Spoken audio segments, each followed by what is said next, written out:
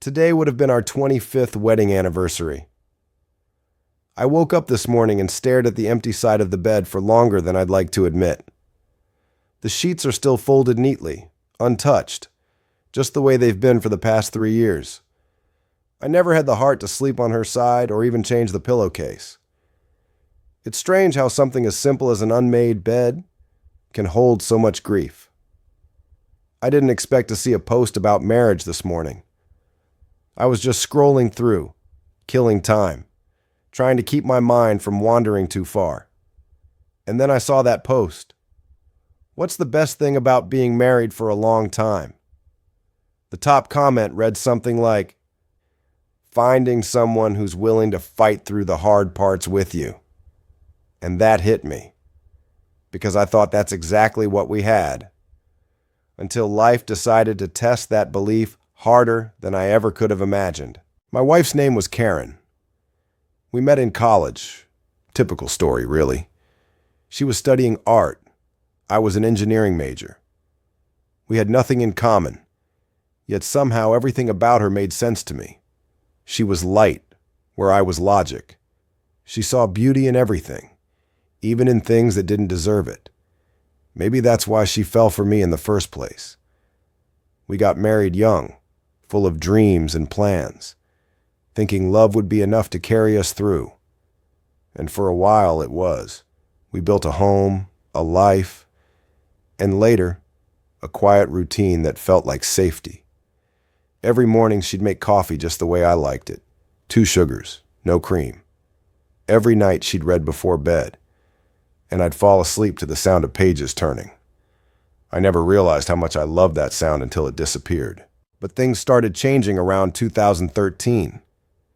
Karen became quieter, more distant. At first, I thought it was just stress. Her art studio was struggling, and she hated asking for help. But there was something else, something deeper that I couldn't quite see. Some mornings, she'd wake up already tired, already defeated, like the day had beaten her before it even began.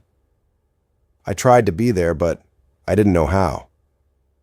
I thought being supportive meant fixing things. So I offered solutions when all she wanted was understanding. I told her to take breaks, to see someone, to just shake it off. God, I wish I hadn't said that. You can't shake off something that eats you from the inside. By 2016, Karen had stopped painting.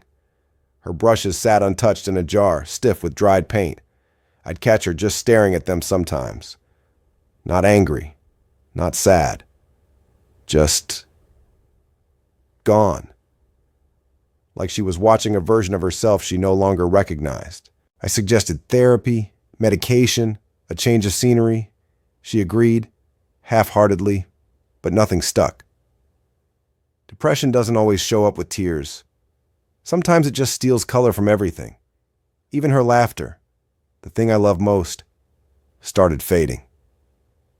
Then came 2020. COVID hit, and the world shut down. We both thought we'd ride it out like everyone else, baking bread, watching movies, finding small joys in confinement. But instead, it broke her, completely. She had surgery on her foot earlier that year, and the recovery was brutal. She couldn't walk properly for months, and physical therapy wasn't helping. The isolation made it worse. Her studio clients stopped calling. Friends stopped visiting. The house felt smaller every day. I got furloughed from work, 6 months at home. At first, I thought maybe that was a blessing. I'd finally get to take care of her, spend time together, make her smile again. But the longer we stayed locked in that same space, the more I realized how far away she already was. She started talking less, sleeping more. Sometimes she'd stay in bed all day, curtains drawn, phone turned off. She didn't want to eat, didn't want to talk, didn't even want to watch the shows she used to love. The world had just stopped making sense to her. And when my company finally called me back to work, I was relieved. I thought maybe returning to a normal routine would help both of us, give us something steady again. But for her, that was the breaking point. She didn't say it, but I could see it in her eyes the morning I left for my first day back. It wasn't anger. It wasn't even sadness. It was fear, like she knew she couldn't do this alone, and I was leaving her behind anyway. I told her I'd be home by 6. I kissed her forehead, told her to rest, and promised we'd order her favorite takeout for dinner. She nodded but didn't answer. I didn't think much of it. People have bad days. I didn't realize that was her last one. That day at work, I couldn't focus. Something inside me kept nagging, a heaviness I couldn't shake off. Around lunchtime, I almost called her, but I stopped myself. I didn't want to smother her, didn't want to treat her like she was fragile. She hated that. When I got home that evening, the house was silent. Too silent. Her coffee cup from that morning still sat on the counter, untouched. The curtains were still closed. I called her name once, then again. No answer. And then I saw her, in our bedroom, still, peaceful, a small orange bottle on the floor beside her hand. For a moment I thought she was asleep. My mind refused to accept what my eyes were seeing. But then I saw the note. Just a single line written in her handwriting. I'm sorry. I just couldn't keep pretending I don't remember calling 911. I don't remember what I said to the operator. The next thing I recall is sitting on the floor outside our bedroom, staring at the door while the paramedics carried her out. One of them touched my shoulder and said something. Maybe I'm sorry, but I couldn't process the words. Time stopped existing that day. The following weeks were a blur of paperwork, phone calls, and endless questions that all ended with the same impossible truth. She was gone, and I had no idea how to live without her. People came, brought food, said all the things people say. She's in a better place. You did everything you could. She wouldn't want you to blame yourself. But that's exactly what I did every night, every morning, for months. I replayed every conversation, every argument, every silence. I kept asking myself, what if I had stayed home that day? Would she still be here? Would a few more words, a few more hours have made a difference? I'll never know. And that's the kind of question that eats you alive slowly. Not with noise, but with quiet. The house became unbearable after that. Every room carried her echo. The smell of her perfume lingered on her scarf by the window. Her sketchbook still sat open on her desk with an unfinished drawing, just an outline of a woman standing by the ocean. No face, no color. I used to wonder if that was how she saw herself. Fading, unfinished, waiting for something that never came. I tried therapy. I tried joining a support group. But grief isn't something you fix. It's something you learn to carry. Some days it's light, like a shadow you can ignore.